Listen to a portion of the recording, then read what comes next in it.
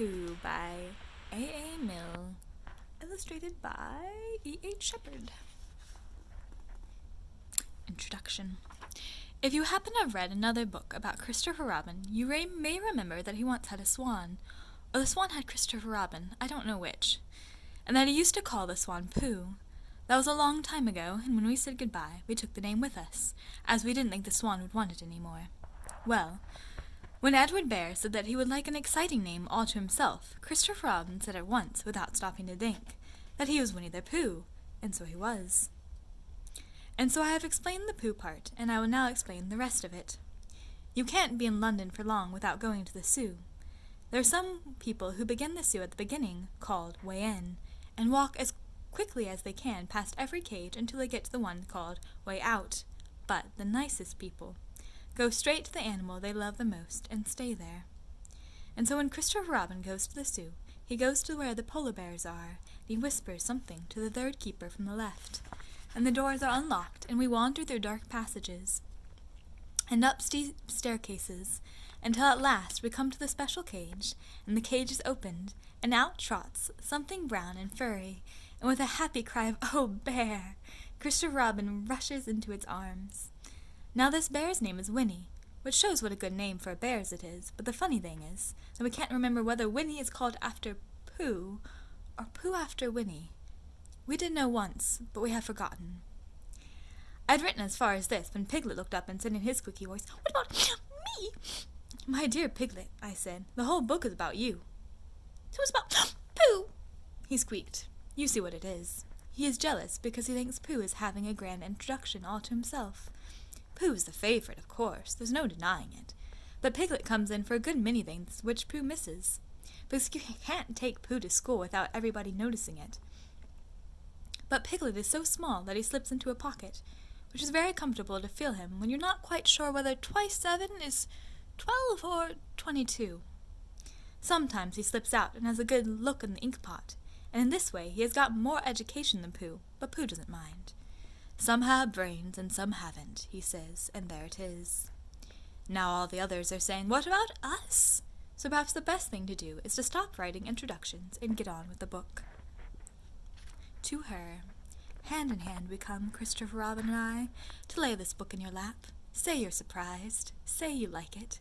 Say it's just what you wanted, because it's yours, because we love you. Chapter 1, in which we are introduced to Winnie the Pooh and some bees, and the stories begin. Here is Edward Bear coming downstairs again now. Boom, boom, boom. On the back of his head behind Christopher Robin. It is, as far as he knows, the only way of coming downstairs, but sometimes he feels that there really is another way, if only he could stop bumping for a minute and think of it. And then he feels that perhaps there isn't. Anyhow, here he is at the bottom, and ready to be introduced to you, Winnie the Pooh. When I first heard his name, I said, just as you are going to say, but I thought he was a boy. "So did I," said Christopher Robin. "Then you can't call him Winnie." "I don't. But you said, 'He's Winnie the Pooh.' Don't you know what 'there' means?" "Ah, yes, now I do," I said quickly, and I hope you do too, because it is all the explanation you are going to get. Sometimes Winnie the Pooh likes a game of some sort when he comes downstairs, and sometimes he likes to sit quietly in front of the fire and listen to a story. This evening, "What about a story?" said Christopher Robin. "What about a story?" I said. "Could you very sweetly tell Winnie the Pooh one?" "I suppose I could," I said. "What sort of stories does he like?" "About himself, because he's that sort of bear." "Oh, I see. So could you, very sweetly?" "I'll try," I said, and so I tried. Once upon a time, a very long time ago now, about last Friday, Winnie the Pooh lived in a forest all by himself under the name of Sanders. "What does 'under the name' mean?" asked Christopher Robin. "It means he had the name over the door in gold letters, and he lived under it." Winnie the Pooh wasn't quite sure, said Christopher Robin. "Now I am," said a growly voice. "Then I will go on," said I. One day, when he was out walking, he came to an open place in the middle of the forest, and in the middle of this place was a large oak tree, and from the top of the tree there came a loud buzzing noise. And Winnie the Pooh sat down at the foot of the tree, put his head between his paws, and began to think. First of all, he said to himself, "That buzzing noise means something. You don't get a buzzing noise like that, just buzzing and buzzing without it meaning something. And if there's a buzzing noise, somebody's making a buzzing noise. And the only reason for making a buzzing noise that I know of is because you're a bee." And then he thought another long time and said, "And the only reason for being a bee that I know of is making honey." And then he got up and said, "And the only reason for making honey is so as I can eat it." And so he began to climb the tree. He climbed and climbed, and he climbed and he climbed. And as he climbed, he sang a little song to himself, and it went like this. "Isn't it funny how a bear likes honey? Buzz, buzz, buzz. I wonder why he does." And then he climbed a little further, and a little further, and then just a little further. And by that time he had thought of another song. "It's a very funny thought that if bears were bees, they'd build their nests at the bottom of trees. And that being so, if the bees were bears, we shouldn't have to climb up all these stairs." He was getting rather tired by this time, and so that is why he sang a complaining song. He was nearly there now, and if he just stood on that branch, crack! "Oh, help!" said Pooh as he dropped 10 feet on the branch below him. "If only I had it!" He said as he bounced 20 feet down to the next branch. "You see what I meant to do!" he exclaimed as he turned head over heels and crashed onto another branch 30 feet below. "What I meant to do, of course, it was rather," he admitted as he slithered really quickly through the next 6 branches. "It all comes, I suppose," he decided as he said goodbye to the last branch, spun around 3 times, and flew gracefully into a gorse bush. "It all comes of liking honey so much. Oh, help!" He crawled out of the gorse bush, brushed the prickles from his nose, and began to think again.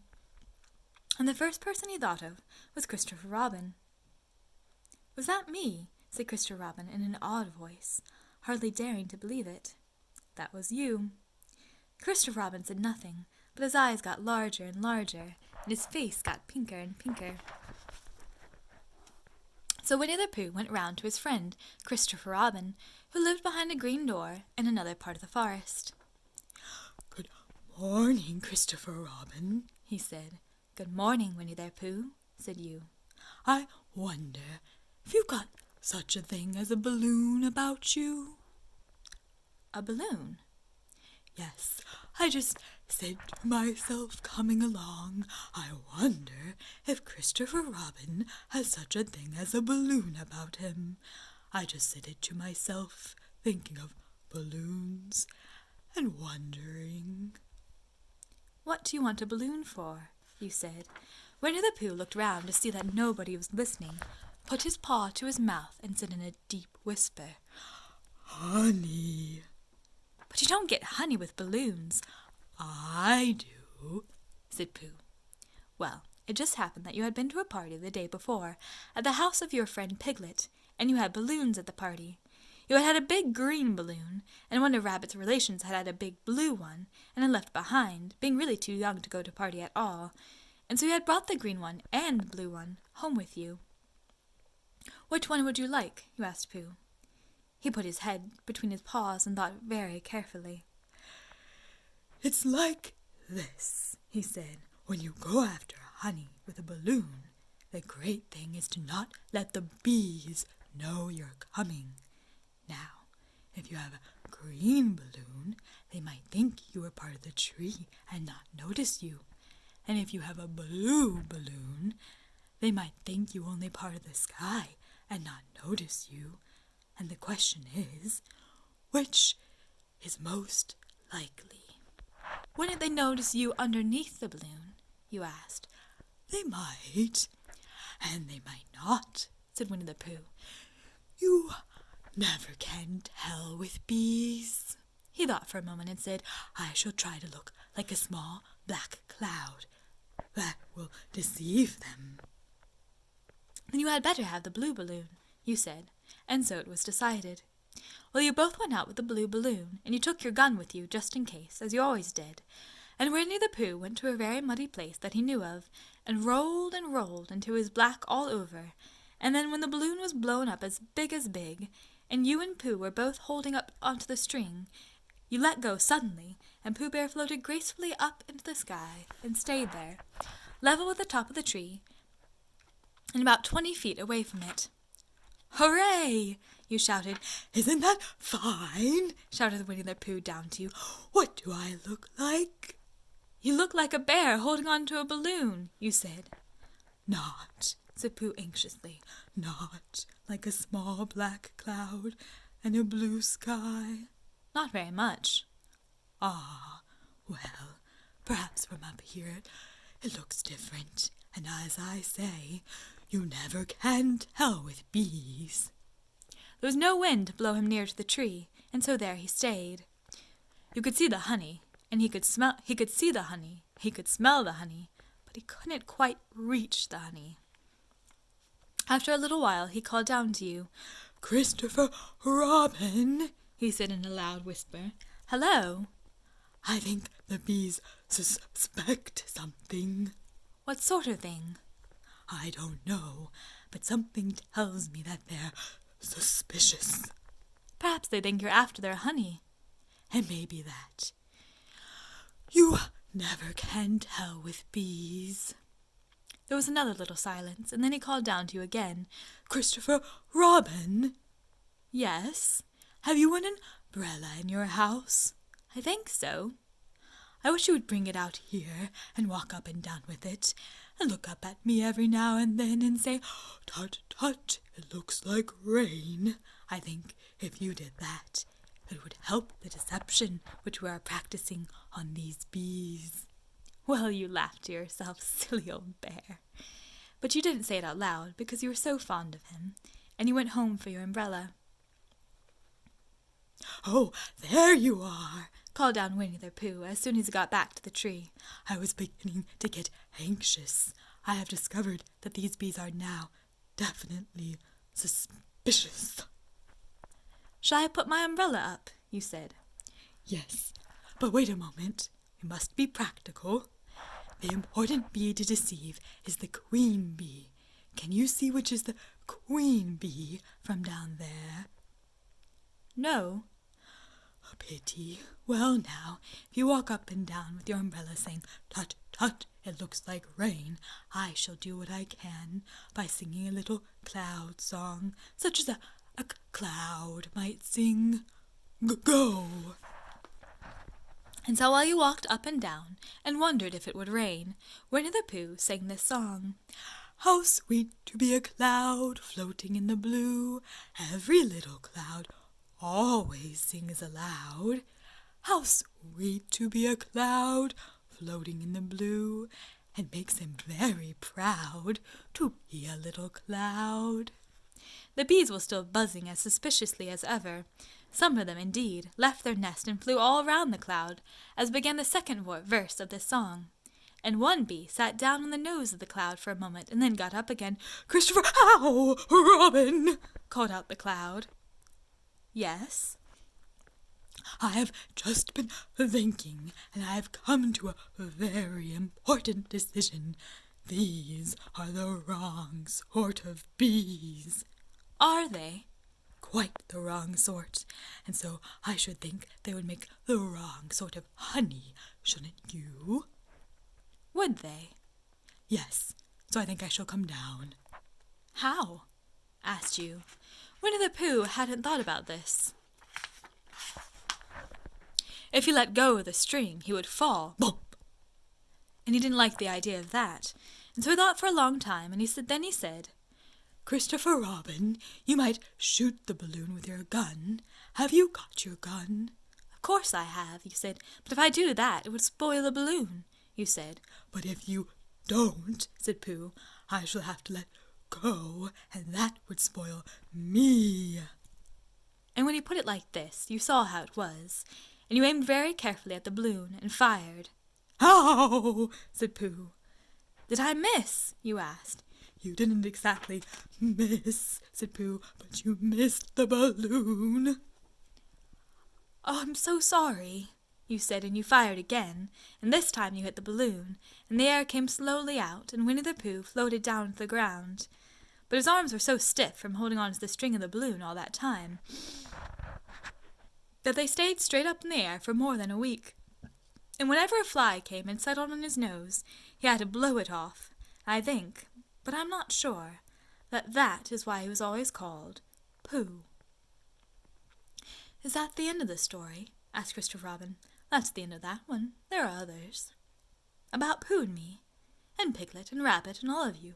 Don't you remember? I do remember.